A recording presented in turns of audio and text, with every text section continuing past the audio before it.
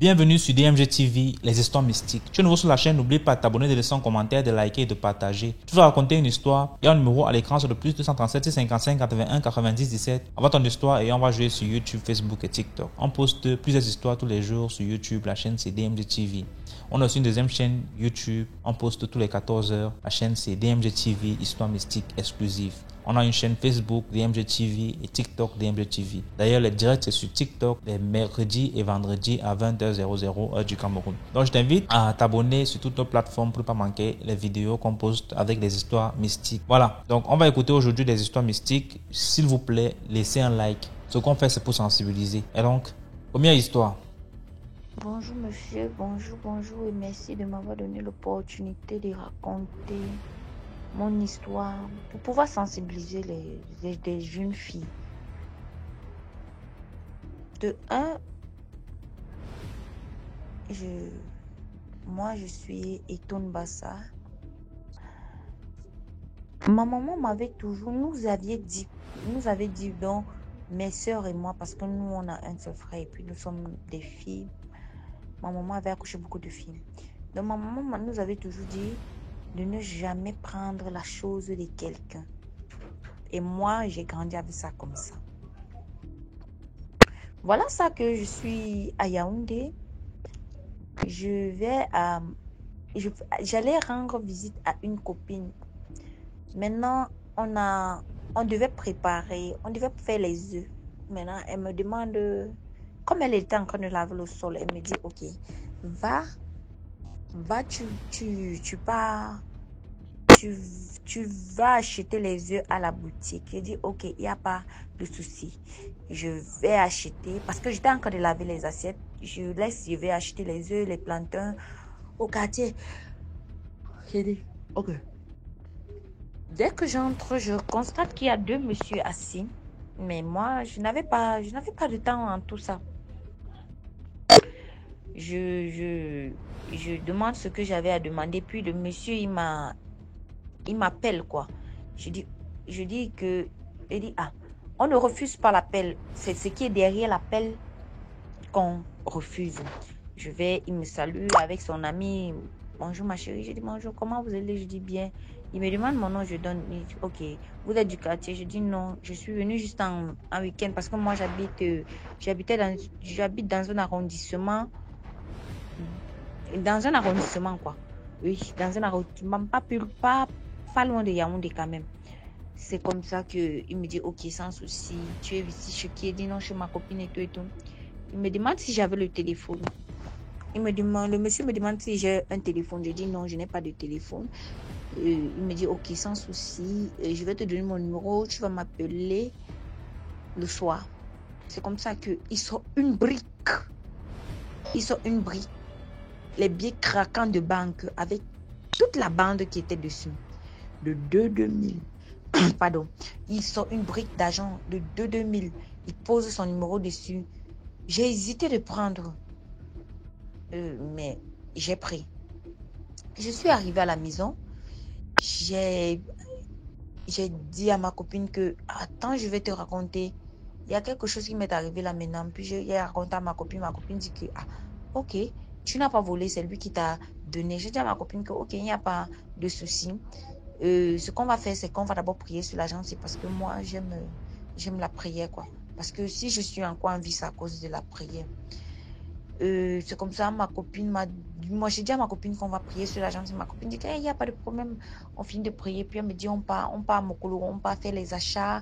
On fait les achats, on se coiffe et tout. Elle dit, il n'y a pas de problème. On part. Le soir, ma copine me dit, qu'est-ce qu'on fait ici à la maison? On appelle le monsieur puis on part. Moi, je n'étais pas trop d'accord parce que vu quelqu'un qui te donne directement l'argent comme ça là, moi, je n'étais pas trop d'accord avec ça. C'est comme ça, le gars a dit, ok, on appelle le gars. Le gars dit, ok, il n'y a pas de souci. Elle appelle encore ses copines. Le gars nous invitait à la Sanza Night Club. Oui, je me rappelle bien. À la Sanza Night Club, le gars nous invite. Il part à Beno là-bas. On boit. Moi, je ne buvais pas. Avant, je ne buvais pas. Je buvais la Malta. Parce que le vin, c'était pas... Moi, je me disais que le vin n'est pas bien parce que je ne supportais pas. C'est comme ça qu'on boit. Moi, je buvais les Malta, on boit, on boit, on boit. Après, le monsieur dit que, ok. Le monsieur dit qu'on doit partir dans son hôtel. J'étais pas très d'accord parce que j'étais pas... Je connaissais pas trop les choses comme ça. Je connaissais pas trop que qu'on sort avec quelqu'un et puis on rentre sauf avec la personne. J'étais pas trop dedans parce que je connaissais pas très bien. C'est comme ça où on part. Avant de partir, j'ai gardé mon silence. J'ai commencé à prier dans mon cœur. Quand on arrive là-bas, à l'hôtel, l'hôtel là se trouve à... L'hôtel là se trouve à Bastos, quelque part en route. Quelque part, là, vers le black and white. Quelque part, là, il y avait l'hôtel là. Je pense bien que oui. C'est comme ça qu'elle me dit. C'est comme ça que lui, il me dit que lui, il est vu au Gabon. Il est venu faire un petit séjour au Cameroun et tout, et tout, et tout, et tout. Ah, il n'y a pas de problème. Quand j'entre, je trouve un plastique d'argent. Je trouve un plastique d'argent. Je me couche, je finis de prier, je me couche. Le matin, il sort, il fait exprès, il sort, il me laisse avec l'argent dans la maison. Ou il pensait que je devais rester tout chaud. Un cœur me disait, prends, un cœur me dit, non, ne prends pas, non, ne prends pas. J'ai écouté mon cœur qui m'a dit, ne touche pas. Je voulais toucher juste pour voir si c'était le vrai ou bien c'est qu'il en est seulement ça. Et je vous jure qu'il mettait ça pour attirer une proie. Puis le monsieur, il posait 2500 sur la table. Je n'avais jamais touché ça. Je n'ai jamais touché l'argent là. C'est comme ça je suis... Le matin est arrivé, il est parti avec moi dans les boutiques. Il m'a acheté un téléphone Android de mon choix. Ce qu'un homme n'avait jamais fait pour moi. Il m'a donné l'argent, on a acheté des vêtements, on a fait des achats. J'ai appelé mes amis, sont venus, on a fait des achats. J'avais des habits et tout, et tout, et tout. Des chaussures. C'est en ce moment-là même que j'ai commencé à refuser l'école. Parce que je me disais que non, je suis arrivée et tout, et tout, et tout. Mes amis m'ont entraîné dans une vie qui n'était pas bien. C'est comme ça qu'un jour, j'ai décidé de repartir.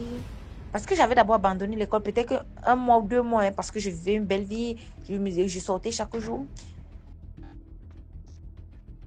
Après, un jour, j'étais couchée dans ma chambre. J'étais couchée. Puis, une voix m'a parlé de me lever, de faire mes bagages et de rentrer à la maison. C'est comme ça que j'ai fait mes bagages. Je suis rentrée à la maison. Je suis rentrée à la maison. Il ne faisait que m'appeler, que je parte. Je partais toujours. Je partais toujours. Un beau jour que je suis revenue, je n'avais plus trouvé de l'argent que j'avais laissé. Il me dit, il m'a donné 150 000. Il me dit, fais le marché à ta maman, tu pars à l'école. Je suis partie. Ça n'a pas fait une semaine. Il m'a rappelé, j'étais à l'école parce que je partais avec mon téléphone à l'école. Il m'a rappelé, j'étais à l'école. Il me dit ceci, viens me trouver à l'aéroport de Nsimalène. J'ai dit, mais tu vas faire comment pour arriver à l'aéroport de Nsimalène maintenant? C'est où j'ai laissé mon sac à l'école. J'ai dit à ma camarade de venir avec mon sac. Je suis partie à la maison. J'ai dit à ma maman que maman, emprunte-moi 10 000, je reviens, j'arrive à Yaoundé. Ma maman m'a donné 10 000. Je suis arrivée, j'ai pris le taxi à Moko, le course qui est parti m'accompagner. Quand je suis arrivée en Simalène, j'ai appelé, il m'a trouvé. Il a dit au taximan, ne te dérange pas, l'argent, c'est pas un problème. Il me dit, il m'a dit ceci, tu es venu? Je dis oui. Il me dit, si tu ne venais pas, tu n'allais plus jamais me revoir. Il dit, je ne devais plus jamais te revoir, comment? Après, il me dit, ma mission a été accomplie. Je n'ai pas compris ce qu'il a voulu par là me dire. Il me dit, il m'a touché les joues, il m'a dit, tu es une très bonne fille. Continue d'être une bonne fille. Parce que si quelqu'un vient vers toi pour te faire du mal, il va voir ton cœur. Et si il va voir ton cœur et il ne va pas te faire du mal. Je lui dis que pourquoi j'ai volé ton argent. Il me dit, au nom de Dieu, là où on parlait, si tu touchais seulement mon argent, c'est que tu ne vis plus. Quoi? Il m'a avoué qu'il voulait me vendre. Je vous jure, au nom de Dieu, j'ai été glacée. De toute ma vie, j'ai été glacée. C'est comme ça que j'avais décidé que même l'amitié avec cette fille, c'était fini comme ça là. C'était fini. C'était fini, fini, fini. Et je suis restée. J'ai cessé de fréquenter le genre de personne qui va m'amener dans des choses pareilles. Merci beaucoup pour l'histoire. Maintenant, on passe à la deuxième histoire. DMG, bonsoir. Bonsoir à toute la communauté. Bon, je monte ce soir pour raconter mon histoire. L'histoire est tellement longue, vous allez m'excuser, mais ça vaut le coup, ça vaut la peine d'écouter. Partagez, likez et commentez. L'histoire s'est déroulée tout récemment. C'est une histoire très récente puisque j'ai encore des traces, j'ai encore des séquelles et je suis encore sur Becky. C'est pour sensibiliser vraiment, c'est pour aider. Sinon, c'est que je n'aurais pas eu le cœur, le courage de vraiment de vous raconter l'histoire. C'est pour aider d'autres personnes, en fait, qui ne puissent pas tomber dans les mêmes erreurs. C'est une histoire qui s'est passée dans ma famille, en fait. On était une petite famille, tranquille, très posée. On croyait avoir des problèmes jusqu'à ce que débarque dans notre vie un monsieur prophète. En fait, ce prophète, il débarque comment dans notre vie? Par l'une de mes tantes qui faisait son petit commerce quelque part dans la Douala. Je vais pas donner les noms, ni les lieux, en fait. Je vais pas trop être identifié et tout. Elle faisait son petit commerce là, Douala, quelque part, tranquille. Il y avait un monsieur là qui lui faisait la cour. Le monsieur lui faisait la cour tout le temps. Elle n'était même pas intéressée, en fait. Où ça commence à l'intéresser, c'est quand le monsieur vient lui dire que mais je suis là même, je te fais la cour tous les temps et toi tu ne me gères même pas. Est-ce que tu vas même accepter les avances de quelqu'un qui ne va même pas vivre, qui va déjà bientôt.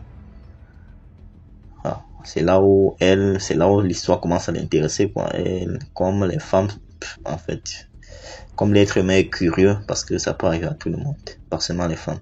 Comme l'être humain est curieux, comme l'homme est curieux, elle a décidé de pousser sa curiosité plus loin, quoi. C'est là où le monsieur l'explique, en fait, que voilà, je suis dans telle chose, et je vais déjà telle chose. Elle est vraiment curieuse. Elle prend rendez-vous avec le monsieur ce jour-là. Elle arrive chez le monsieur. Le monsieur, évidemment, il jappe quoi. Il décède. Pendant que le monsieur décède, il y a une voix elle dit, elle a entendu une voix dans la pièce qui lui dit, femme, sors de la pièce, ce qui va se passer là, ne te regarde pas. Femme, sors de la pièce, ce qui va se passer là, ne te regarde pas. La voix l'a répété cela 3 fois, mais elle s'est entêtée. Ok. Le monsieur est entré en transe, le monsieur est revenu. Maintenant, le monsieur revient donc sur une autre casquette, puisque c'était un fin viveur qui aimait la vie, les femmes, c'est là, tout. Il revient donc sur une autre casquette de prophète. De prophète. Ça commence à prophétiser fort partout. Et vu qu'en ce moment, nous, dans la famille, on était vraiment en difficulté spirituellement, il y avait d'abord ma petite sœur qui était entrée dans une église de réveil et tout. Elle nous ignorait complètement. On pensait vraiment que ce type-là, il pouvait nous aider vraiment à la récupérer. Mais à chaque fois qu'on évoquait le sujet de ma petite sœur en question, lui, il n'était pas trop partant en fait. J'avais remarqué cela et j'avais même fait part de ça à ma mère et tout. Et ma mère aussi était aussi dans une situation très critique. Elle travaillait aussi quelque part où elle avait tellement de menaces et tout, et tout, et tout, et tout. C'est comme ça que elle, voyant trouver des solutions et tout, sa petite sœur qui est ma tante, là, donc présenter ce monsieur et présenter aussi à toute la famille, en fait. Toute la famille. Lui, ce monsieur, son travail était quoi? Il prédit, il lit dans le futur, en fait. Et il disait des trucs vrais. Pour être sûr, il disait des trucs vrais. Mais c'était pas une bonne personne, en fait. Les trucs vrais, c'était un peu comme la part. Parce que il lit dans ton futur, il te dit ce que tu vas faire demain, ce que tu vas faire aujourd'hui. Il disait un peu les trucs vrais, quoi. Là, ça devient intéressant. C'est là où il a prédit la mort de mon grand-père. Il a prédit la mort de mon grand-père. Là, la famille était réunie, une prière là et tout. La famille était réunie pour une occasion là. Il prédisait ça en fait dans la salle là comme ça. Le téléphone a sonné là sur le champ. Vous comprenez un peu, le téléphone a sonné là sur le champ. Le téléphone de ma grand-mère a sonné. On dit voici le grand-père au village qui ne se sent pas bien et tout. Et ça n'a même pas tardé, le lendemain et tout, le grand-père est décédé. Le grand-père est décédé, on a le village, on a fait tout ce qu'il fallait, on a enterré et tout. On est remonté sur Douala. Déjà là, quand le grand-père est décédé en fait, moi ça ne donnait plus dans ma tête en fait. Ça ne donnait plus dans ma tête, ça tictait déjà, moi je passais sur quelqu'un de très méfiant. Pour avoir ma confiance, c'est très difficile. Là, on revient sur Douala. C'était le début d'un très long cauchemar, en fait. Parce que tout n'allait plus. Tout, ça partait seulement de mal en pire. Là, il commence à prédire des choses. Moi, je travaillais dans l'institut de la place. Et il était plus adhéré sur moi parce qu'en fait, il faisait son église chez ma maman. C'était son église chez ma maman et ma maman m'invitait souvent là-bas et tout. On partait là-bas prier en fait. Il disait des choses sur ma vie. Voilà, ton patron et tout, c'est un sorcier, il veut te tuer. Et voilà, on va prier. Il va t'enlever au travail, il va te licencier tel jour comme ça. Et quand il disait une date, quand il dit la date, c'est la date en fait. Le jour sur le jour en fait. Ça ne dépasse pas 2 jours, non. Mais mon patron m'a licencié en fait ce jour. Pour un rien comme ça, mon patron m'a mis dehors. Je suis parti. Toujours dans la même lancée, il m'a encore fait comprendre que j'allais avoir un accident en fait. Et j'ai eu cet accident évidemment. Non loin de là où je travaillais là, non loin de là-bas. En fait. J'ai eu un accident là-bas, quelque part. Mais Dieu merci pour moi, c'était pas grave. Dieu merci pour moi, c'était pas grave, c'est passé. Voilà, quelques temps après, comme je faisais aussi dans la musique et tout, il avait prédit que j'allais envoyer une chanson dans les songes, cette chanson-là va lancer ma carrière et tout. En fait, moi, je connaissais pas dans quoi je m'embarquais, en fait. Jusqu'à ce que il y a un instinct là qui commence à me dire que là où tu pars là, c'est pas un bon terrain, et tout.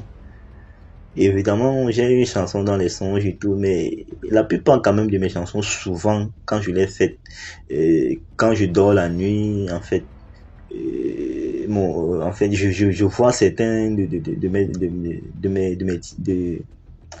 mes trucs, quoi, dans les songes, en fait. Certains comme les couplets, les refrains, je vois souvent ça peut-être quand je suis en train de bosser peut-être sur une chanson très très fort. Je vois des trucs dans les songes en fait. Mais il m'avait dit ça de l'avance et j'avais reçu aussi un titre dans les songes et tout. Et j'avais évidemment sorti la chanson. La chanson avait vraiment plu aux gens dans mon quartier. Déjà là où j'étais, ça cognait déjà partout et tout. Partout, ça jouait, cette chanson-là et tout. C'était très bon, les enfants kiffaient et tout. Mais bon, j'avais pas eu des moyens pour booster la chanson. Donc, la chanson n'était pas sortie de mon quartier. Ça a quand même bien joué chez moi, mon quartier et tout. Voilà. L'autre étape est passée. Maintenant, moi, après cette chanson-là, après, J'avais organisé une petite soirée, un petit genre, il y avait une petite compétition en fait. J'étais allé à la chanson et tout. M'avait invité, je l'avais invité et tout. Tout s'est bien passé. J'avais même gagné la compétition et tout. Tout s'est bien passé en fait. Mais après ça, plus rien ne marchait plus. Plus rien n'allait dans ma vie en fait. J'étais déjà sans emploi. Plus rien n'allait, rien n'avançait, rien, tout. J'avais même plus, en fait, c'était difficile. Voilà.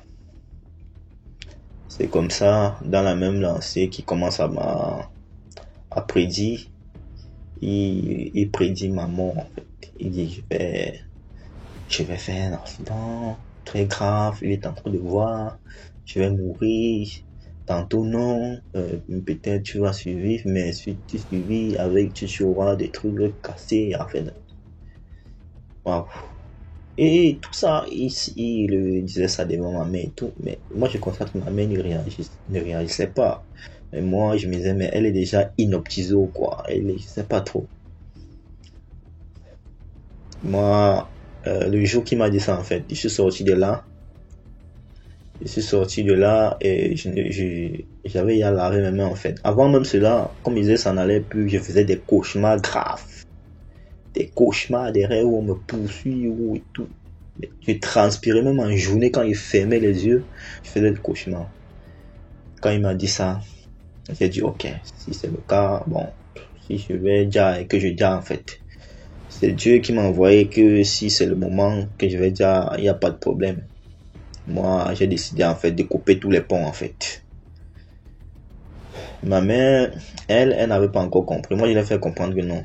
Vraiment, tu es ma maman, mais chacun est venu au monde à son jour et chacun partira à son jour. Bon, si toi tu décides de rester avec ce monsieur, bon, moi je ne suis plus là en fait. Elle, bon, elle a continué, elle a fait ses prières avec lui et tout. Tranquille. Mais à un moment donné, elle a commencé aussi à se rendre compte en fait que ce monsieur n'était pas vraiment quelqu'un de bien, vu ses propos d'abord. Vu ses propos, comme un jour, quand j'étais encore avec eux, j'étais allé chez ma maman. Je l'entends dire comment il y a l'un de ses fidèles qui lui a promis, c'est pas 200 000 pour construire l'église et tout, et il n'a pas donné. Et voilà ça que le Seigneur a fait. Il a fait l'accident, il a concassé tout son corps, il va aller dépenser l'argent là-bas. Et lui, en tant que prophète, il était content en fait. Il était content. Ça m'a aussi beaucoup intrigué. D'où j'ai décidé vraiment de couper les ponts après qu'ils me disent que je vais dire quoi. Voilà. Dans la même lancée là, les choses ont commencé à aller de mal en pire. Ma mère aussi, elle s'est rendue compte, elle a décidé aussi, elle, de couper les ponts. C'est comme ça que, waouh, c'était devenu le Terminator, quoi. Elle ne dormait plus. Comme elle avait aussi un enfant, l'enfant aussi était déjà possédé. L'enfant ne foutait plus rien à l'école. L'enfant qui sortait premier de la classe et tout, l'enfant ne foutait plus rien. L'enfant dormait à l'école, l'enfant ne faisait plus rien. Même à la maison, même ça n'allait pas. Tout était hanté chez elle. Elle ne dormait pas. Il y a des fois, elle faisait des semaines sans aller aux toilettes. Donc, c'était catastrophique. Sa situation était devenue pire. Après qu'elle ait décidé de ne plus suivre ce monsieur. C'est comme ça. Mais avant cela, l'histoire est tellement longue que j'ai dû découper une partie. Avant cela, ma tante en question dont je vous ai parlé, qu'elle a amené ce monsieur dans la famille, elle est tombée enceinte en fait. Elle est tombée enceinte et ils sont venus nous faire croire que l'enfant en fait vient du Saint-Esprit, qu'elle n'avait pas eu des rapports avec un homme, que l'enfant vient de Dieu en fait, un peu comme la Vierge Marie en fait. Quand ils m'ont raconté ça, moi j'ai rigolé. Je leur ai dit, pardon, et moi je suis pas prêt à écouter ce genre d'histoire en fait. Allez raconter aux autres qui vont même m'écouter en fait. Moi j'ai dit c'est l'enfant de ce monsieur en fait. Maintenant bien après quand ma mère est revenue à la raison, elle m'a donné raison en fait. Elle m'a donné raison et tout. Comme j'ai dit, quand elle m'a donné raison là, plus rien n'allait plus pour elle. Les mois sont écoulés. Après un moment, elle vivait difficilement en fait. Quelques mois sont écoulés. Après, je l'appelle un jour et me dit, est-ce que tu sais que on a prédit, on a dit dans 3 jours il serait folle. Je dis, mais comment ça? Elle me dit oui. Et évidemment, quand elle m'a dit ça, on s'est revus un jour après. On avait une petite fête en famille parce que c'était la période des fêtes. Et j'ai remarqué que elle, vraiment, ça n'allait pas en fait. Elle avait déjà changé. Elle faisait des trucs inhabituels. Elle n'était plus elle-même en fait. Et passant par là, le lendemain, bam, ça avait déjà commencé. C'était à devenir très grave. Elle disait des choses insensées, des trucs bizarres et tout. C'était à la folie quoi. On a commencé là à marcher avec elle partout. On est allé dans un centre là, quelque part. Voilà, elle a fui. On l'a recherché partout et tout. Pour finir, on a pu quand même stabiliser la situation. C'était juste un peu stable. Puisqu'elle a décidé d'aller vivre avec son petit frère. Quelque part. D'aller vivre avec son petit frère. Là, la situation était un peu stable. Elle a arrêté de dire des trucs trop insensés. Elle était juste calme là dans son coin. Un genre, quoi. Et là, on est déjà presque dans le mois de décembre, quoi. Comme ce monsieur avait prédit encore, il avait prédit que quelque chose allait se passer le 20 décembre, en fait. Dans la famille, quelque chose de grave va se passer. Et toutes ces informations, c'est ma tante en question qui nous remontait en fait parce qu'il lui transmettait ça en fait. En fait, nous on avait dit ok, si ça va se passer, que ça se passe. Nous on a décidé de ne plus, parce que toute la famille aussi avait déjà coupé les ponts. Et vu que moi j'avais tellement milité pour ça, j'avais tellement apporté des preuves que le type n'était pas bon en fait. Toute la famille a coupé les ponts. C'est comme ça donc ce jour-là, le 20 décembre, j'étais de repos. Et j'ai passé la journée. Cette journée-là, vraiment, je sentais pour mon corps. Je suis allé m'asseoir quelque part là, j'ai pris une bière, mais mon corps ne donnait pas en fait. Juste au moment de rentrer, comme je l'ai dit, ma mère, elle ne se sentait pas tellement bien. Ça allait, mais ça n'allait pas encore bien. J'ai décidé d'aller lui rendre visite. Je m'avais lui rendre visite en rentrant. Je rentre bien. Maintenant, je prends la moto pour entrer au quartier. C'est en entrant au quartier, il y a une voiture devant nous en fait. Le motoman qui nous a porté, on était 2 sur la moto. Plus lui, ça faisait 3. Puisqu'on était dans les cassis, il décide donc de doubler cette voiture. Quand il double la voiture, en fait, juste à peine qu'il double la voiture accélère. C'est une dame qui était au volant. Elle accélère, elle monte sur nous. Il y a eu un mort sur le coup. Dieu merci, je me suis sorti. Dieu m'a sorti de là, mais avec une fracture de fémus. Donc jusqu'à présent, je marche avec la béquille. Donc voilà. L'histoire est tellement longue, j'ai tellement compressé l'histoire. Donc j'espère que je l'ai bien raconté. Et voilà. Et jusqu'à présent dans la famille, bon, la situation de ma mère stable. Ça va mieux, de mieux en mieux. Et moi, bon, ça s'améliore aussi et tout. Et bon, on ne sait pas encore ce qui va se passer demain ou après-demain parce que je parle d'une histoire récente de 2024-2025 en fait. Et nous sommes aujourd'hui le 27 avril. Donc c'est une histoire très très récente. Donc d'ici là, portez-vous bien. Et prenez soin de vous, surtout ne jamais faire confiance à qui que ce soit aveuglement. Bien sûr, vous allez faire confiance, mais limitez un peu. Il faut savoir lire. Il y a les signes qui ne trompent pas. Bonne soirée à tous. Bonne soirée à la grande famille DMG. Ciao. Famille DMG. Ciao. Famille DMG. Ciao. Merci beaucoup pour l'histoire. Maintenant, on passe à la troisième histoire. Commentez, likez, partagez. Bonjour, bonsoir DMG, ça dépendra de l'heure à laquelle tu recevras mon message audio.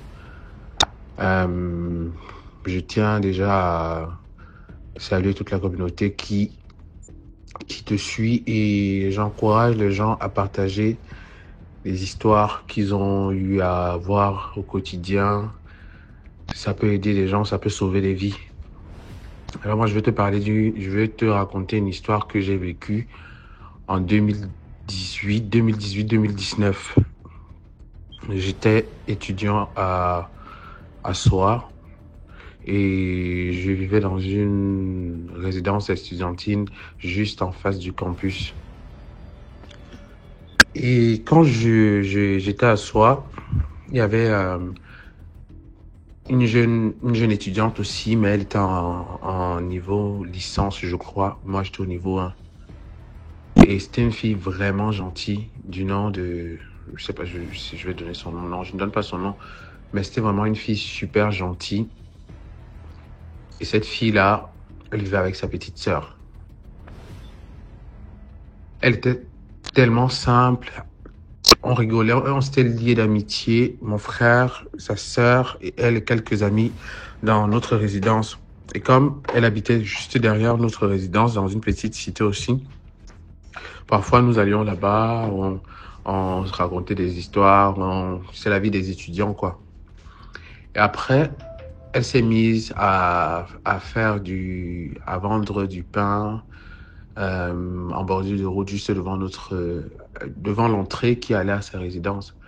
Et tellement c'était très bon ce qu'elle vendait qu'il y avait vraiment du monde. Il y avait vraiment des gens qui venaient attendre là pour être servis du pain avec du haricot, avec du poisson haché. Tu vois, comme un peu à tous les coins de rue, on vend le pain le matin là pour les étudiants ou bien les élèves. Et après un temps, on a remarqué que notre amie ne vendait plus. Elle avait disparu de la ruelle, elle a disparu complètement de soi. Et avant qu'elle ne disparaisse, on avait remarqué qu'il y avait une jeune fille, une de ses camarades aussi, qui avait commencé à traîner avec elle. Une fille vraiment, les filles très, très stylées là.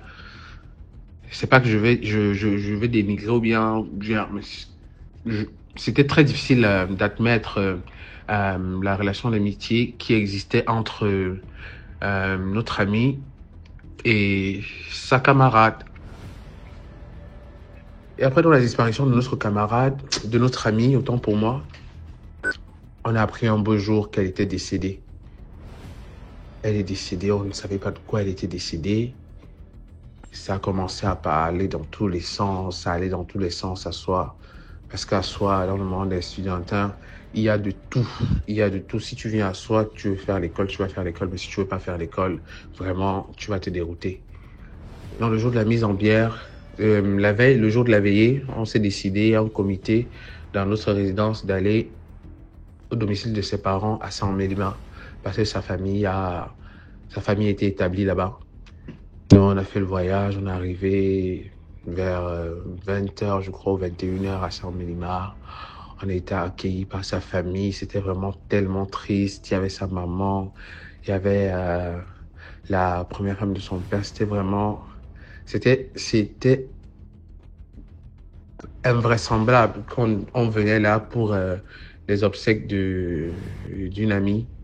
Et les obsèques des jeunes personnes, ça touche souvent et ça ne te laisse pas indifférent. Parfois même quand tu perds un ami ou bien un camarade de classe, tu te sens tellement meurtri que quand tu as perdu un membre de ta famille. Et maintenant, durant la veillée, il y avait des histoires, il y avait des mouchardages, des commérages qui se faisaient entendre comme quoi c'est sa camarade, celle qui était très stylée, qui l'aurait sacrifiée. Elle était venue lui donner un collier. D'après ce que notre amie racontait avant de mourir, elle était venue donner un collier en forme de serpent en or dans son rêve. Et après, elle a accepté le collier. Quand elle a accepté le collier, elle s'est réveillée en sursaut. Elle a commencé les maladies, elle avait mal au cou, ça s'empirait. Sa famille essayait de tout faire. C'est au dernier moment elle avait dit ce qui s'est passé dans son rêve. Et quelques temps après, elle avait rendu l'âme. Le jour de la mise en bière, le lendemain de la veille, nous sommes partis à la mise en bière. Quand on est rentré avec le corps à la maison, quand on a ouvert le cercueil, le corps a commencé à gicler, le sang dans la bouche, le sang sortait. Et chez nous, moi d'où je viens, on dit, quand on fait une mise en bière, une personne normalement qui a été dans la glace à la morgue, le corps va se figer, le sang va être coagulé. Donc, que le sang se remette à couler d'un rouge vif et sous cette forme liquide-là, ça veut dire que la personne a vraiment été prise en sacrifice. Donc, quand on voyait notre ami couché là, dans sa robe blanche, avec le sang qui sortait par tous ses orifices, c'était vraiment... Ça nous a tellement choqués. La fille dont on accusait, elle avait même pas pris la peine de venir aux obsèques alors. Elle s'était liée d'amitié un temps avec notre amie. Tout le temps, quand on allait là-bas, on la trouvait maintenant là-bas et tout. Et moi, je la sentais pas trop, cette fille-là.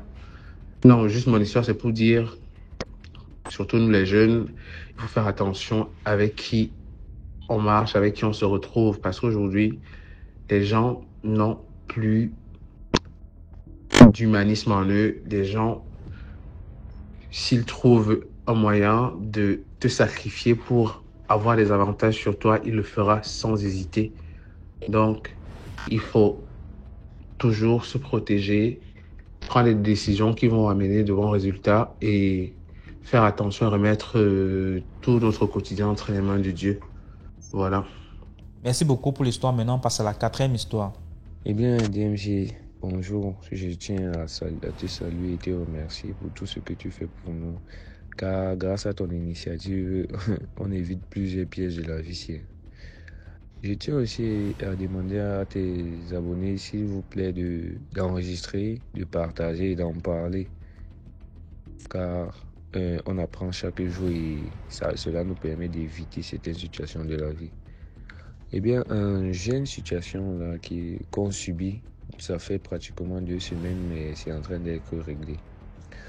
En fait, je vais raconter l'histoire un peu plus vite et vous allez donner vos avis dans les commentaires. Eh bien, j'ai un cousin là. Quand il était encore au collège, il avait une petite copine. Il avait une petite copine. Il formait un couple. Le genre de couple que dès qu'une personne voit seulement, on dit seulement que vous allez finir ensemble, Genre, ils étaient inséparables. Et un jour comme ça, je ne sais pas où ils ont appris, où ils l'ont vu, ils ont décidé de faire le pacte de sang. C'est-à-dire que je ne vous apprends rien pour certains, mais je vais un peu essayer d'expliquer comme je comprends. Bon, ils se sont jurés, c'est-à-dire ils se sont jurés d'être fidèles, qu'ils vont finir ensemble, etc., etc. Bon, après la bêtise là, ils ont continué à vivre leur vie. Et je rappelle que c'est quand ils étaient encore sur les bancs, donc au secondaire. Et puis, à un moment de la vie, il a dû se séparer séparer pas intentionnellement, mais par la situation de la vie. Car après l'obtention du bac, la fille a décidé d'aller vivre avec l'un de ses oncles en Europe. Et lui, il est resté ici se battre. Bon, vous voyez que la relation en distance, là, ça ne tient pas trop. Bon, ça c'est de mon point de vue et c'est ce qu'il m'expliquait. Il m'expliquait aussi, j'ai tiré ma part de conclusion. Donc, déjà, il écrivait à la fille, elle ne le captait pas trop, elle ne faisait pas d'efforts. Et puis lui, il a abandonné. Parce qu'elle se disait que comme elle était déjà là-bas, elle allait recommencer une nouvelle vie. C'est ce qu'il me dit. Et puis, lui, il a décidé de tourner la page et de se concentrer sur ses projets. Bon, ça faisait pratiquement, je crois, 5 ans qu'ils ne se parlaient plus, rien du tout. Et puis, actuellement, lui, il a décidé de fonder une famille, vous voyez un peu. Et alors, il ne connaissait plus, il ne savait plus ce qui se passait de l'autre côté, vu qu'il ne s'informait plus il ne causait plus aussi, et il n'avait pas d'amis en commun qui parlaient de l'autre. Donc, lui, un jour, comme ça, il rencontre l'un de ses anciens camarades qui lui dit, est-ce que tu sais que Elodie, bon, ça c'est un nom d'emprunt, Elodie est décédée. Et qui, sa réaction était, bon, il était stupéfait d'abord de base. Que comment, machin, quoi, qu'est-ce qui s'est passé? On lui dit, ça fait pratiquement 2 ans que ta copine est décédée là-bas en Europe, elle a eu un souci de santé, etc., etc., etc. Et puis, lui, il a été, comme il a été informé, lui, il est rentré. Bon, il avait sa petite vie, même comme il était affligé, il avait sa petite vie là, et il devait seulement faire avec. Quand il rentre à la maison, c'est où tout commence alors. Quand on lui a expliqué, on lui a informé qu'elle était déjà décédée. Parce que lui, il ne savait pas. Quand il rentre à la maison, il vivait d'abord déjà seul, mais il avait une copine. Il avait une fiancée qui prévoyait épouser dans les jours à venir. Bon, quand ça allait aller un peu mieux de son côté. Quand il rentre à la maison, dès qu'il ouvre, vous voyez, bon, quand il rentrait souvent à des heures tardives. C'est du genre, dès qu'il entre, il n'allume même pas. Tellement il connaît déjà comment la maison est configurée. Il entre, parce qu'il passe vers le salon pour entrer dans la chambre. Il passe par le salon, il n'allume même pas le salon, il part directement. Quand il entre dans la chambre maintenant, il veut allumer. Quand il allume, il voit... avant d'allumer, il voit une silhouette à la fenêtre. Il se pose des questions, il se dit peut-être que c'est sa copine qui est arrivée. Comme elle avait les doubles des clés, que c'est sa copine qui est arrivée et puis elle voulait faire genre les surprises. Quand il allume, la personne n'est plus là. Il dit, peut-être que c'est la fatigue, les trucs. Il laisse tomber, il part, il finit de faire ce qu'il a à faire, il se repose. Il se réveille, mais s'il est très matinal. Afin de sortir, il sort très tôt, vers les 3 heures, il est debout pour préparer la journée. C'est ce qu'il nous explique. Parce qu'il doit sortir à 5 heures. Donc 3 heures, il prépare bien sa journée, il fait ce qu'il a à faire. Il se réveille donc à 3 heures pour faire le repassage de ses vêtements. Il arrive au salon, il voit quelqu'un assis, en train de regarder la télé. Il allume. Parce que ça ne sert à rien de fuir. Bon, c'est ce qu'il nous disait, ça ne servait à rien de fuir. Pourtant, c'est ta maison. Donc, c'est vrai que tu as peur, mais il faut allumer au moins la lumière pour vraiment savoir ce qui se passe. Il faut vraiment savoir ce qui se passe. Il l'allume, il voit la télé s'éteindre. Genre, il n'y a personne. Comme dans les films. Personne. C'est où il a un peu pris peur, mais il a laissé tomber. C'est là où son heure de partir au travail est arrivée. Il s'est habillé direct, il est parti. Il a expliqué la situation à l'un de ses amis, de ses collaborateurs là-bas au bureau. C'est l'un de ses amis qui dit que ça arrive souvent. Moi, c'est la fatigue. C'est la fatigue et puis ça va passer. Ça fait ça pratiquement pendant 1 semaine. Il vivait les situations bizarres à la maison. Mais la fois de trop, c'est que sa copine, la nouvelle copine, celle avec qui il voulait, qu'il a eu après, elle n'était pas dans la ville. Elle est donc venue pour rendre visite au type. Elle est venue pour le week-end. Elle était là bien. Il n'a pas expliqué la situation à sa nouvelle copine. Il était tranquille. Au moment de dormir, parce qu'ils étaient en train de regarder la télé au salon, ils ont éteint la lumière, c'était la télé qui était seulement allumée, ils étaient en train de visionner. Ce n'est même pas comme si c'était lui seul qui voyait la situation. Donc quelqu'un marchait derrière eux. Quand ils se sont tournés, ils ont vu une silhouette au niveau du couloir qui allait vers la chambre. Ils ont cru que c'était un bandit. La fille ne pouvait pas supporter, elle a crié. Sa copine actuelle a crié que pauvre, lui il s'est levé aussi. Il a pris la chaise pour voir et allumer. Pendant le temps qu'elle allume derrière, puis il n'y avait plus personne. Ils ont laissé tomber. Les voisins sont venus, ils ont expliqué. On a dit que non. Bon, si c'était les voleurs, c'est parce qu'ils regardaient la télé. Donc, ils étaient dans le sommeil, c'était des trucs comme ça. Mais que lui-même, ils se sont posé la question que comment deux personnes peuvent halluciner au même moment. Non, non, non, non. Ils voient la même chose. Bon, lui, il savait déjà qu'il y avait des trucs de pas normal. Vu qu'il subissait des trucs comme ça durant la semaine, il est resté, il a ravalé ça. Ils sont entrés dans la chambre pour dormir. Arrivé à l'intérieur, il ferme la porte. Lui, il avait peur dans son cœur, il avait peur, il avait déjà peur. Il ferme la porte à clé. Pourtant, c'était pas dans ses habitudes. Parce qu'il sort, il a souvent tendance à se lever tôt. C'est un peu sa routine là, souvent tendance à se lever tôt, très tôt, pour faire ces petits trucs. C'est le jour là alors que, où tout alors dégamé, c'est que la veille là, il a fermé la porte, ils se sont couchés. On a coupé l'énergie.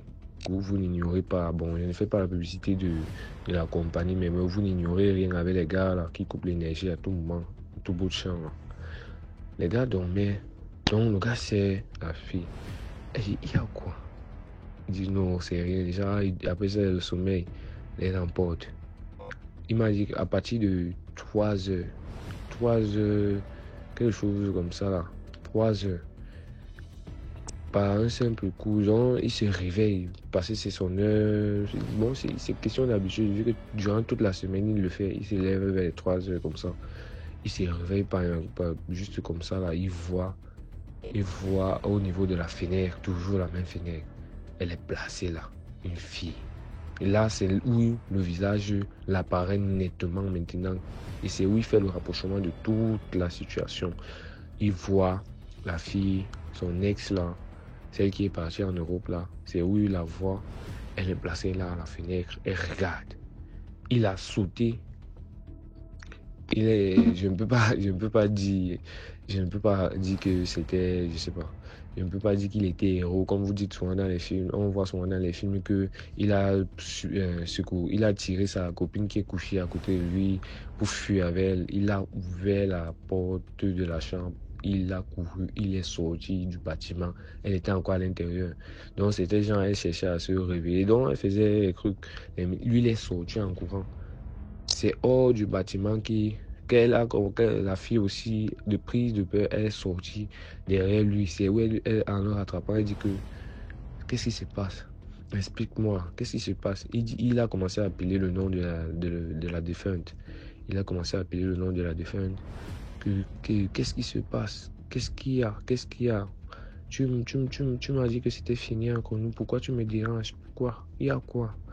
Il y a quoi? Des trucs comme ça. Bon, là, c'était 3 heures, quelque chose. Le voisinage est sorti. C'est où il explique la situation à une maman d'à côté. La maman d'à côté dit, vous les jeunes là, vous aimez trop. Vous connaissez aussi nos mamans. Elle ne nous réprimande pas directement, mais elle vous, au lieu de chercher une solution, elle vous rappelle que vous avez merdé. Après, le gars, bon, il a dormi. Ils ont de 3 heures jusqu'à 5 heures, 6 heures, parce qu'ils ont attendu le matin. Ils étaient chez la voisine.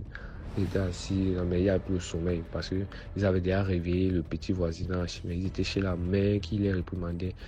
Qu'est-ce qui se passe, les trucs comme ça. Ils étaient là jusqu'au jour. C'est où la voisine et quelques gars et ses fils sont entrés là dans la maison où ils louaient pour voir s'il y avait un truc là-bas, il y avait rien. Il n'y avait rien. Tout était fermé. La fenêtre était fermée. Tout. Le gars s'est donc habillé. Et la fille, la nouvelle copine a pris peur.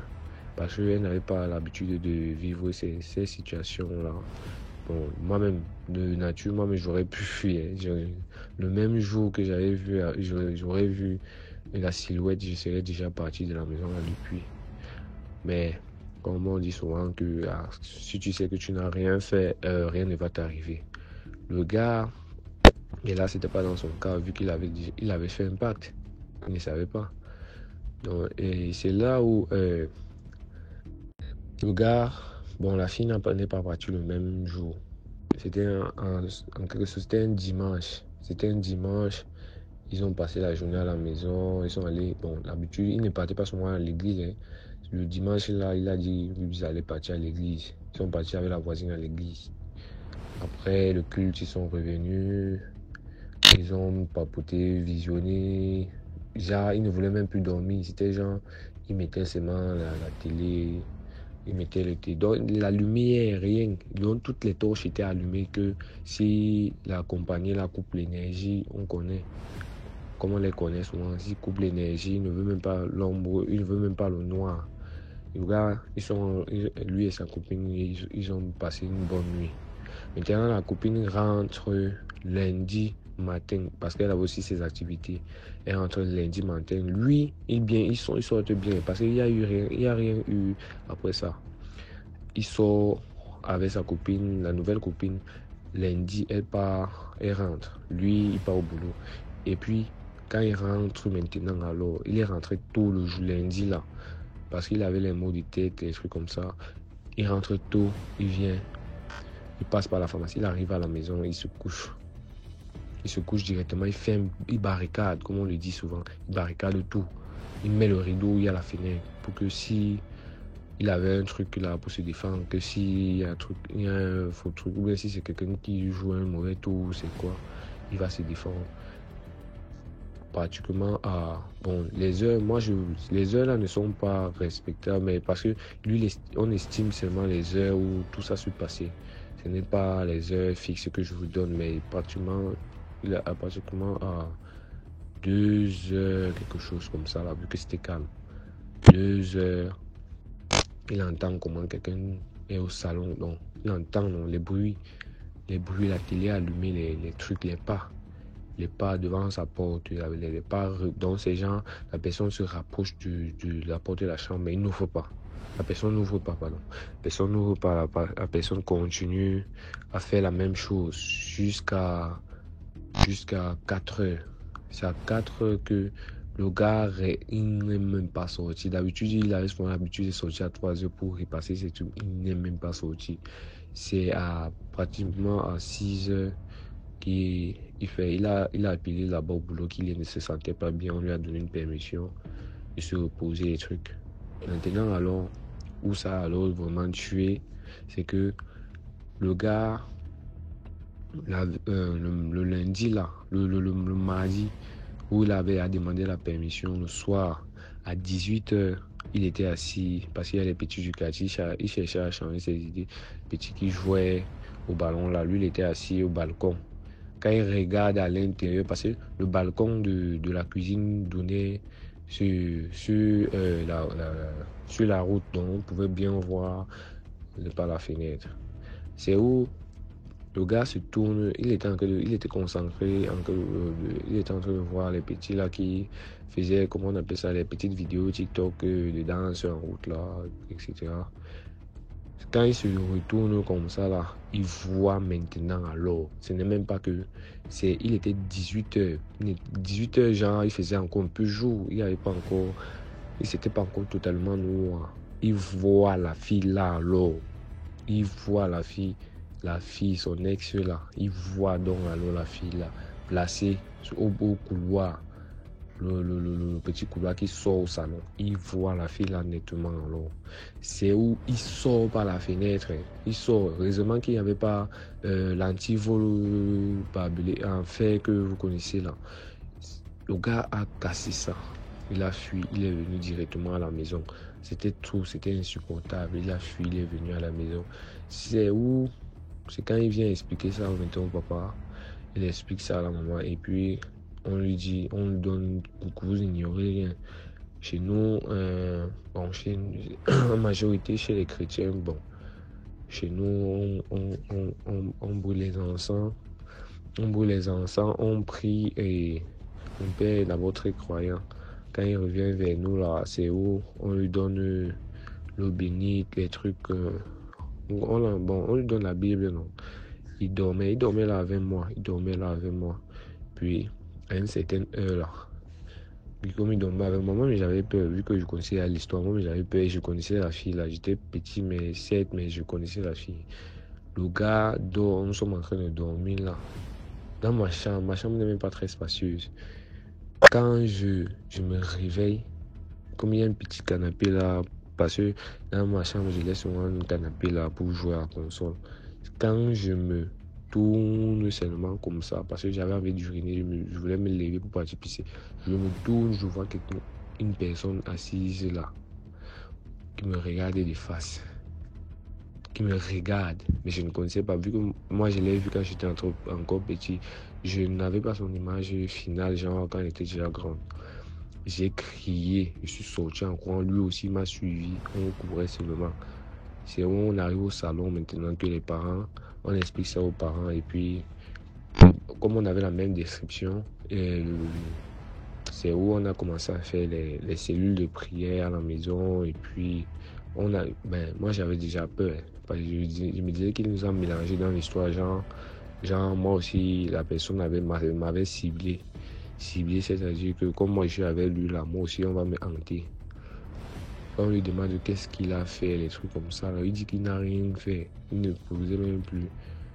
C'est quand le pasteur lui dit lui dit que tu as eu à faire quelque chose dans le passé, des trucs avec une personne, machin. C'est où il se rappelle, il savait que il ne se rappelait même plus de ça. Donc c'est quand on lui rappelle maintenant que tu as eu à faire quelque chose de bizarre avec une personne, des trucs comme ça. Et où il dit que oui, il y avait le pacte, on avait fait un pacte des amoureux, mais ce n'était même pas que moi, on n'avait même pas prononcé les paroles, on avait seulement dit que on lui dit que ok, voilà, c'est ça le problème. Celle qui est défunte là, elle-même, comme non, elle devait partir normalement, mais comme vous êtes rattaché par rapport comment dirais-je, par le pacte que vous avez fait là, vous êtes reliés et vous êtes ensemble. Donc dans le règne des esprits là, c'est ta femme, c'est ta femme pour tout, c'est ta femme, même si c'est comment, même si elle était avec une autre personne, c'est toujours ta femme. Bon, donc il y avait quelques petits trucs à faire. C'est vrai qu'il était seulement venu chez nous parce que mon père est très croyant, vous connaissez les papas qui lisent trop la Bible. Il est venu chez nous pour un temps, mais on a prié et il arrivait quand même à dormir. La semaine dernière, il est parti. On est parti avec lui ailleurs. Donc, on est parti où vraiment, parce qu'il y avait quelques petits trucs à faire pour que cela arrive. Mais depuis un bon bout, bon, même hier, là, on a causé et puis il me dit que ça va déjà mieux. Bon, la morale de l'histoire, c'est que toutes les pratiques qu'on voit à la télé ne sont pas bonnes à faire. Ne voyez pas ce que les autres font pour copier. Genre, on se dit que c'est beau, c'est sur le coup du moment, c'est rien, il n'y aura pas de conséquences, il n'y aura pas toutes choses. Comme on nous enseigne comme nous enseigne la Bible, mes frères. Je sais que moi-même, je ne suis pas très biblique, je ne suis pas trop, mais je connais quand même un peu l'essentiel, je connais un peu l'essentiel. C'est pour ça que je dis que il y a certains actes ici là que vous voyez souvent à la télé, je sais pas, les films d'horreur, il y a les petits trucs, ils font souvent les incantations. Je vous souhaite vraiment parfois, ce sont les vraies et réelles incantations. Évitez de recopier bêtement ce que les autres font. Ce n'est pas parce que ils le font que vous croyez qu'il n'y a pas de conséquences. Et ils font, et ils savent sur quoi ils comptent. Comme on le dit souvent ici, là, quand tu fais quelque chose, après toi, aux conséquences, si tu sèmes le bien, tu vas récolter le bien. Si tu sèmes le mal, tu vas récolter le mal. C'est un peu ça. Donc, j'aimerais vous dire que c'est mon seul conseil, c'est que aux plus jeunes, parce que quand vous êtes déjà grand, quand on va vous dire ça, ça ne va rien vous dire. Vu que vous connaissez déjà à quoi vous exposez, vous allez éviter cela. Donc, je m'adresse aux plus jeunes, s'il vous plaît. Tout ce qu'on vous montre à la télé ou bien qu'on vous explique, forcément, il ne faut pas les reproduire parce qu'il y a des conséquences lourdes. Et je ne pense pas que vous puissiez apprécier les conséquences parce qu'au début, c'est beau, c'est fun, mais à la fin, c'est mauvais. Il y a des pleurs, je vous jure. il y a les pleurs. Parce que moi, j'ai vécu une situation, j'ai une petite blessure, parce que le jour-là, j'avais sursauté très mal. Donc, pour la, comment dirais-je, pour vous rassurer, ça va quand même déjà. On a causé, je vous disais tout à l'heure, on a causé, il ne voit plus la personne, il ne fait plus. Bon, ça va déjà, ça va. Merci beaucoup pour l'histoire. Maintenant, on passe à la 5e histoire. Likez, s'il vous plaît. Bonsoir la famille, bonsoir DMG. J'espère que tout le monde va bien ici. Je vais vous conter une histoire, mais avant ça, j'aimerais que vous partagez, vous likez et vous commentez. Merci. Mon histoire d'aujourd'hui porte sur une dame et sa grande sœur. Voilà, cette histoire m'a été racontée par une tante. Voilà. C'était deux sœurs. Les deux vendaient des légumes au marché. C'était dans, bon, je sais plus, sincèrement dit, je sais plus c'était dans quel pays, hein. Je sais plus, parce qu'elle m'a raconté cette histoire il y a un peu longtemps. Donc, du coup, je sais plus c'était dans quel pays. Voilà. Mais les deux dames vendaient des légumes au marché. Et c'est ainsi que il y a eu un monsieur qui était quitté en Europe pour venir pour les vacances. Donc, il partait beaucoup acheter les légumes au marché et il a fait la connaissance de la petite sœur. Ils ont sympathisé, ils ont eu à avoir des relations. Et après ça, il est parti. Après son départ, la dame s'est rendue compte qu'elle était tombée enceinte. Mais elle n'avait pas de contact. Elle n'avait pas le numéro du monsieur, rien pour l'informer de sa grossesse. Du coup, elle a dû assumer la grossesse seule. Et Dieu merci, 6 ans après, le monsieur est revenu pour les vacances. Et quand il est revenu pour les vacances, il a cherché à croiser la dame. Il allait au marché, prendre des renseignements sur la dame, tout ça. Dieu merci, on lui a montré où la dame était et il est parti. C'est là qu'il apprend que lors de son précédent voyage, il avait laissé la dame enceinte.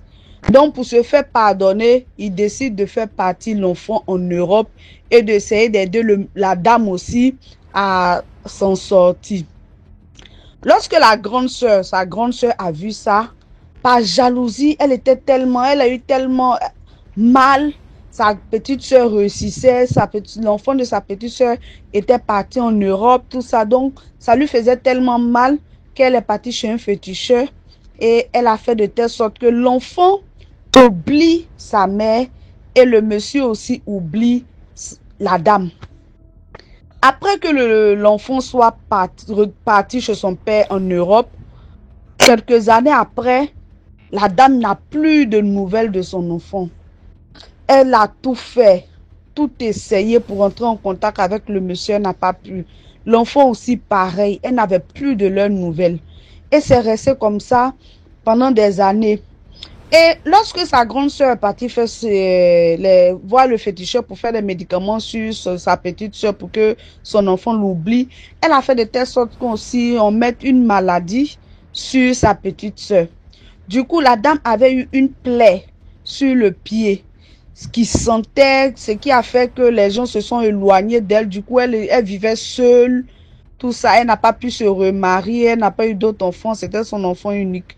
Et avec la plaie sur son pied, vraiment, elle a souffert avec la plaie pendant des années. Et la perte aussi de son fils qui l'avait oublié. Elle n'arrivait plus à rentrer en contact avec son fils.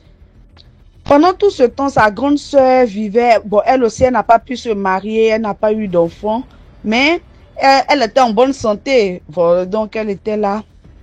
Et des années ont passé, l'enfant a grandi, l'enfant devait se marier. Lorsque l'enfant devait se marier, sa fiancée, à chaque fois lui demandait, mais et ça, ta mère, tu m'as jamais parlé de ma mère. Donc à chaque fois quand la fiancée lui demande, il trouve des trucs à dire. Donc arrivé un moment, la fiancée trouvait ça un peu bizarre. Donc elle ne tombe pas... comment dire, elle n'avait pas vécu avec ses parents. Donc vraiment, l'amour maternel, la famille comptait beaucoup pour elle. Donc elle ne pouvait pas accepter qu'elle vienne marier un jeune homme un monsieur, disons, qui, sa mère vit, mais qui veut même pas lui pardonner, ou bien qui, peut-être que la maman lui a fait quelque chose, elle sait pas. Au fait, elle sait pas ce qui se passe concernant la maman du monsieur. Donc, elle veut pas se mettre dans une relation où vraiment elle sait rien. Donc, elle avait peur. Donc, elle a dit au monsieur, bon, moi, sincèrement, dit, je peux pas t'épouser tant que tu m'envoies pas voir ta mère. Donc, tu vois, elle lui dit, tant que tu m'envoies pas voir ta mère, moi, je ne peux pas t'épouser. Donc, si tu veux que je t'épouse, si tu veux que toi et moi, on se marie, on ira en Afrique voir ta maman avant que le mariage n'ait lieu. Ou bien, on va annuler le mariage. Sachant plus quoi faire, il n'avait pas d'autre choix. Donc, il a accepté de venir en Afrique avec sa femme, sa fiancée, venir rencontrer sa maman. Or, c'était le totem du médicament que la grande sœur de la dame avait fait. Donc, lorsqu'ils sont arrivés en Côte d'Ivoire, excusez-moi. Lorsqu'ils sont arrivés en Afrique, quand ils sont arrivés en Afrique, quand ils ont atterri, l'enfant, c'est comme s'il venait de se réveiller d'un long sommeil. Donc, il a commencé à demander, mais attends, qu'est-ce que je fais là? Qu'est-ce qui se passe? Mais où est ma mère? Bon, les trucs, il a commencé, c'est comme si il a dormi pendant des années, il vient de se réveiller, il ne sait même pas où il est, il ne sait même pas comment il a fait pour arriver là où il est. Donc, il a commencé à crier, il cherche sa maman, il veut sa maman, les trucs comme ça. Donc, ils sont partis à la maison pour aller croiser la mère. Dès qu'ils sont arrivés à la maison, quand la grande sœur a vu l'enfant, directement, elle sait que son médicament est gâté. Elle a commencé à délirer. C'est là qu'elle a commencé à dire la vérité sur tout ce qu'elle a fait. Elle était jalouse de sa petite soeur qu'elle voyait réussir. Son enfant était parti en Europe, forcé elle-même, elle allait partir, elle allait vivre une vie paisible. Or, elle est là, ici, bon, elle n'a pas de mari, elle n'a pas d'enfant, donc ça lui faisait tellement mal, donc elle allait voir un féticheur pour faire des médicaments afin que l'enfant oublie sa maman et sa petite soeur souffre. Et elle est devenue folle en même temps. La plaie qui était sur la dame pendant des années n'a même pas fait une semaine. La plaie s'est cicatrisée. Toute la plaie est finie. Donc vous voyez, sa propre grande soeur, même père, même mère, par jalousie. Regardez jusqu'à où elle a été capable d'aller. Juste pour voir sa petite soeur dans la misère. Vraiment l'Afrique, que Dieu nous aide, quoi. Que Dieu nous aide. Prions. N'arrêtons pas de prier. Prions beaucoup pour nos enfants, pour nos frères, pour nos soeurs. Prions beaucoup. Vraiment que Dieu enlève ces esprits démoniaques là dans nos esprits. Et puis, dans notre vie, qu'il nous éloigne vraiment de ce genre de personnes, qui libère même ces personnes-là, qui délivre ces personnes-là de ces pensées obscures qu'ils ont là. Vraiment, merci beaucoup. N'oubliez pas de partager, d'aimer et de commenter. Merci la famille. Merci beaucoup pour l'histoire. Maintenant, on passe à la 6e histoire. Voilà, je vais aussi vous raconter une histoire de sorcellerie familiale. Ça, c'est l'histoire de ma maman. Parce que ce jour-là, le jour où on voulait prendre ma maman de l'autre côté. Ma maman était partie au champ avec mon papa parce que mon papa était rentré en retraite et ma maman avait dit que non. Comme nous étions en ville et on n'avait pas de champs au village, on part en vacances au village, dans le village de mon papa chez les Bassa. Autant pour moi que les Bassa savent que nous on ne comprend pas le Bassa et qu'on parle plus étonne. Il y avait un grand-père, donc le dernier né de notre grand-père, le dernier né, donc le petit frère de mon grand-père. Il nous aimait beaucoup.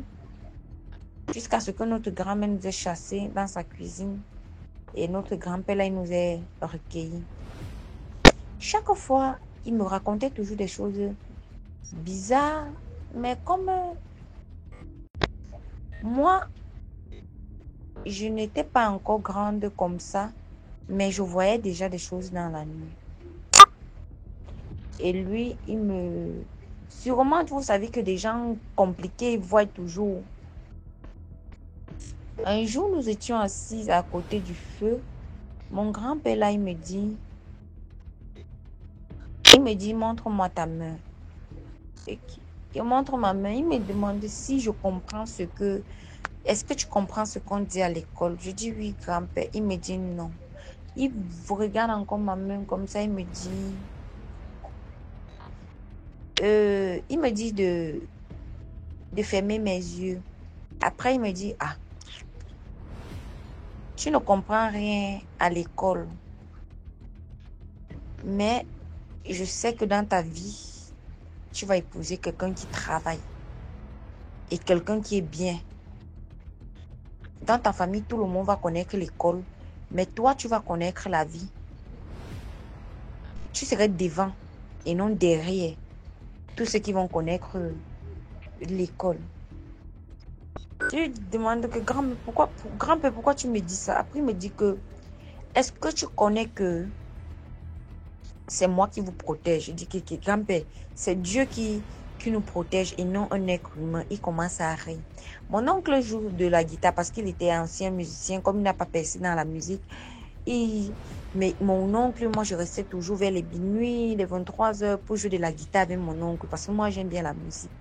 C'est comme ça, mon grand-père, le matin, mon grand-père me dit de ne pas partir au champ, que je reste avec mes petites soeurs. Après, je lui dis que, est-ce que maman va accepter? Il dit que ta maman va accepter que tu n'ailles pas au champ. Je dis que ok.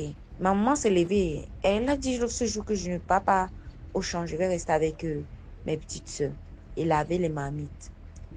C'est comme ça que il y avait Entre-temps, les rumeurs courent d'abord que ma grand-mère est dans la sorcellerie.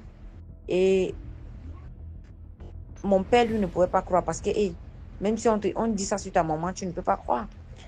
C'est comme ça que ma mère, tous les couvercles de mamie de ma mère ont le nom de ma maman. C'est comme ça que ma grand-mère est venue là-bas, dans sa cuisine, comme une jeune femme. Venir prendre le couvercle de ma maman, alors que c'est ma maman qui venait à prendre comme ça, pour aller avec. Mon grand-père est sorti de la maison comme un jeune. Il a couru, il est parti arrêter le couvercle de la mamie. Il a arrêté le couvercle de la mamie. Après, ma grand-mère dit que, pourquoi tu la défends? Pourquoi tu la défends? Tu la défends pourquoi? Elle est étonnée, elle n'est pas bassa. Tout ça, ils sont en train de parler en bassa. J'étais là avec mes petites soeurs. Je comprenais ce que ma grand-mère était en train de dire à mon grand-père. Et puis, mon grand-père a dit à ma grand-mère, est-ce que tu n'as pas pitié des petits enfants-ci? Est-ce que tu n'as pas pitié? Regarde tes petites filles comment elles sont. Tu n'as pas pitié d'elles. Tu n'as pas pitié d'elles. Puis ma grand-mère a dit que est-ce que c'est ton problème? Est-ce que c'est ton problème? Tu veux qu'il parte à sa place? Après, mon grand-père a dit que jamais, je ne peux jamais laisser les petits enfants si seuls. Et puis, ton fils va faire comment? C'est comme ça que mon grand-père a commencé à bagarrer avec ma grand-mère.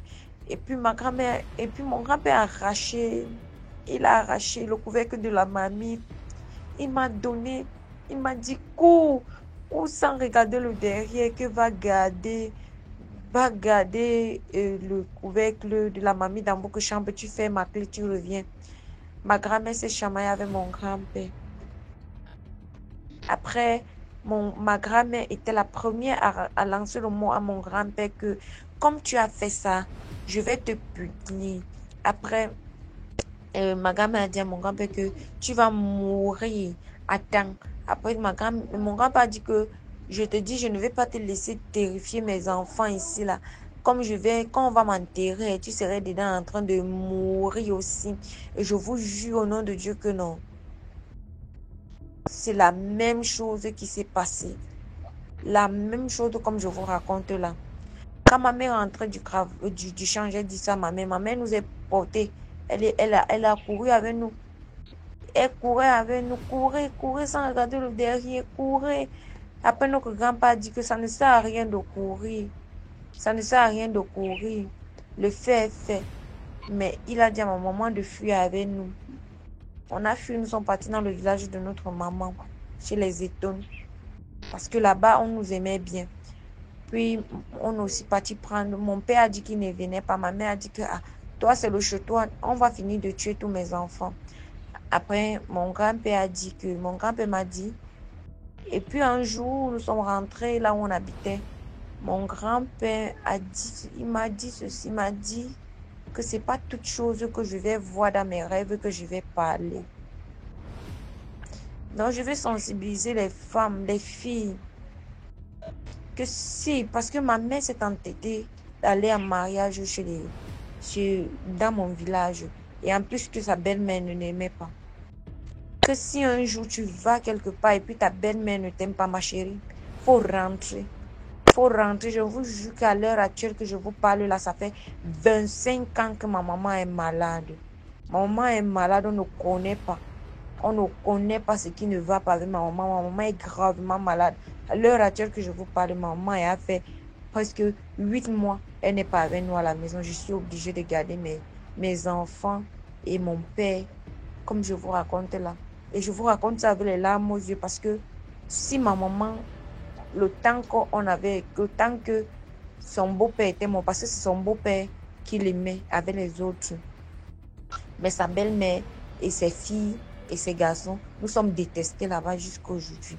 Et le père là, il est mort comme ça. Le grand-père là, il est mort comme ça. On n'a plus jamais posé nos pieds. On a posé nos pieds là-bas quand notre grande sœur est aussi décédée mystiquement aussi. Donc, je vous en prie. Je vous en prie que si vous partez en mariage quelque part, on ne vous aime pas. Mais chérie, il faut rentrer. Il faut rentrer. Je vous jure. Il faut rentrer. Merci. Voilà, c'est tout pour aujourd'hui. J'espère que vous avez aimé la vidéo d'aujourd'hui. Commentez, likez, partagez. Si Tom je nous a raconté, envoie ton histoire numéro à l'écran. On se prend demain pour une autre vidéo. Ciao.